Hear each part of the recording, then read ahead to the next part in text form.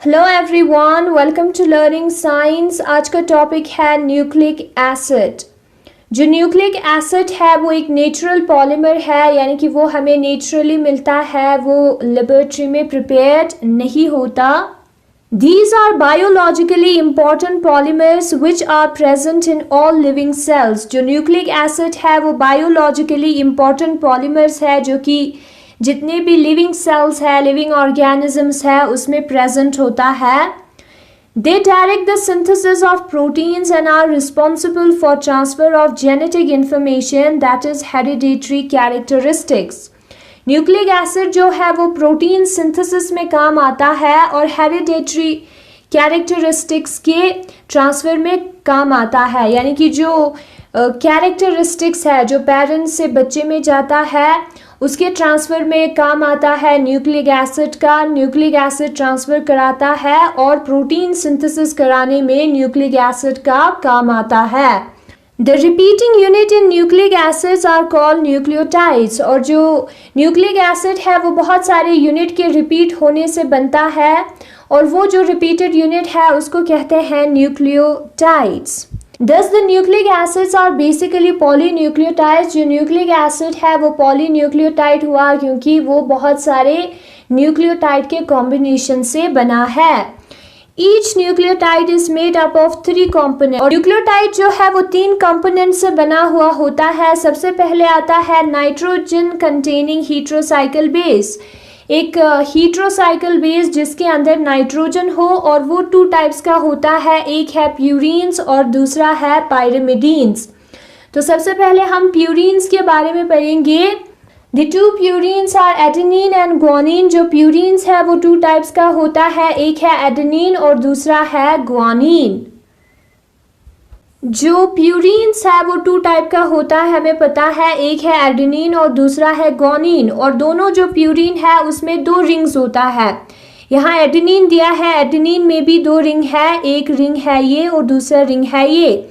और एडेनिन में क्या होगा, यहाँ पे जो हेड है उधर NH2 ग्रुप अटैच होगा, अमाइनो ग्रुप जो है एडेनिन में अटैच होगा, इसलिए उसका नाम है एडेनिन। फिर उसके बाद आता है गुआनिन। गुआनिन भी जो है वो एक प्यूरीन है क्योंकि उसके अंदर 2 रिंग प्रेजेंट है और उसमें 4 नाइट्रोजन होता है। और यहाँ पे जो हेड है उधर गुआनिन के ऑक्सीजन अटैच होता है, वो आपको याद रखना है। और जो अमाइनो ग्रुप है वो यहाँ पे प्रेजेंट होता है, तो ये है गुआनिन। गुआनिन को आपको ऐसे याद रखना है। The 3 pyrimidines are cytosine, thymine and uracil। और जो 3 pyrimidines है वो है साइटोसिन, थाइमीन और यूरासिल। उसको हम जो कट वर्ड है उससे याद रख सकते हैं, C for cytosine, U for uracil और T फॉर थाइमीन। पायरिमिडीन्स में क्या कॉमन होता है, सबसे पहले पायरिमिडीन्स में 2 ही नाइट्रोजन होता है और उसमें जो है एक ही रिंग होता है। और ये जो 2 नाइट्रोजन है उसके बीच में ऑक्सीजन जो है वो प्रेजेंट होता है पायरिमिडीन्स के केस में। तो सबसे पहले हम पहला पायरिमिडीन लेते हैं CUT में से। C से होता है साइटोसिन और साइटोसिन के जो हेड है उस पे NH2 ग्रुप अटैच होता है। जैसे कि एडेनिन के हेड पर NH2 ग्रुप प्रेजेंट होता था, उसी तरीके से साइटोसिन के हेड पर भी NH2 ग्रुप अटैच होता है। लेकिन जो एडेनिन है उस पे यहाँ पर भी रिंग होता था और यहाँ पे जो है ऑक्सीजन नहीं होता। फिर उसके बाद आता है यू से होता है यूरासिल। यूरासिल में वही 2 नाइट्रोजन होगा, 1 सिंगल रिंग होगा और यहाँ पे ऑक्सीजन होगा क्योंकि ये एक पायरिमिडीन है। और यहाँ पे जो हेड है उधर ऑक्सीजन प्रेजेंट होगा, जैसे कि गुआनिन में प्रेजेंट होता है, उसी तरीके से यूरासिल में यहाँ पर ऑक्सीजन प्रेजेंट होगा। उसके बाद आता है टी से होता है थाइमीन। थाइमीन जो है वो एक पायरिमिडीन है, तो इसलिए उसके अंदर 2 नाइट्रोजन और यहाँ पे ऑक्सीजन प्रेजेंट होगा और जो है सिंगल रिंग होगा। थाइमीन और यूरासिल सेम है, इसीलिए यहाँ पे हेड पे ऑक्सीजन होगा, लेकिन जो थाइमीन के केस है उधर CH3 ग्रुप भी प्रेजेंट होता है। और यही डिफरेंस है थाइमीन और यूरासिल में, थाइमीन में CH3 ग्रुप प्रेजेंट होता है जबकि यूरासिल में नहीं होता। The two purines, that is adenine and guanine and pyrimidine cytosine is present in both DNA and RNA। जो दो प्यूरिन्स है एडेनिन और ग्वानिन और जो पायरिमिडीन साइटोसिन है वो दोनों DNA और RNA में प्रेजेंट होता है। But uracil is present in RNA instead of thymine present in DNA। लेकिन जो RNA है उसमें यूरासिल प्रेजेंट होता है ऊपर जो 3 चीजें दिया है उसके साथ, और जो DNA है उसमें थाइमीन प्रेजेंट होता है ऊपर जो 3 चीजें दिया है उसके साथ। दूसरा कंपोनेंट है पेंटोज शुगर जो कि राइबोस होगा या डीऑक्सीराइबोस होगा। तो पहले यहाँ डी राइबोस दिया है। डी राइबोस एक पेंटोज शुगर है, पेंटा मीन्स 5, यहाँ पे 1 2 3 4 5 कार्बन है। तो ये जो है एक पेंटोज शुगर है और ये जो है एक डी राइबोस है क्योंकि यहाँ पे ऑक्सीजन प्रेजेंट है।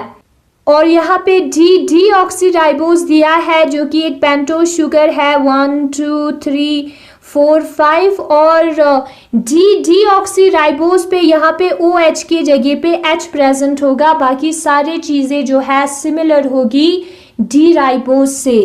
फिर उसके बाद जो तीसरा कंपोनेंट है न्यूक्लियोटाइड का वो है a phosphate group. This group act as linkage between nucleic acid, और ये जो ग्रुप है वो न्यूक्लिक एसिड के कंपोनेंट को जोड़ता है, लिंकेज की तरह काम करता है। नीचे जो है फॉस्फोरिक एसिड दिया है। A pentose sugar at carbon first stage is linked to the nitrogen of heterocycle base and this bond is called glycosidic bond and the compound form is called nucleoside, figure A. When the phosphate group is attached to carbon 5 dash of nucleoside, a nucleotide is formed, figure B. तो figure A में दिया है जब carbon number first days, this is carbon number first days, फिर ये carbon number second days, third days, fourth days और ये carbon number 5 days है।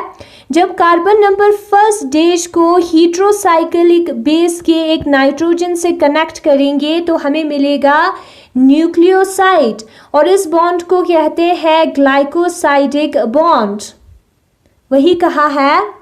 और जो कार्बन नंबर 5 डेश है दिस इज न्यूक्लियोसाइड जो कि हमने ऊपर किया था, उसके कार्बन नंबर 5 डेश जो कि यहाँ पर है उसको अगर हम फॉस्फेट ग्रुप से अटैच करेंगे, ये है फॉस्फेट ग्रुप, तो हमें मिलेगा न्यूक्लियोटाइड। और ऐसे बहुत सारे न्यूक्लियोटाइड के कॉम्बिनेशन से बनता है न्यूक्लिक एसिड। अगर आपको पॉलीमर केमिस्ट्री पे नोट्स चाहिए तो इसका लिंक मैंने डिस्क्रिप्शन में दिया है।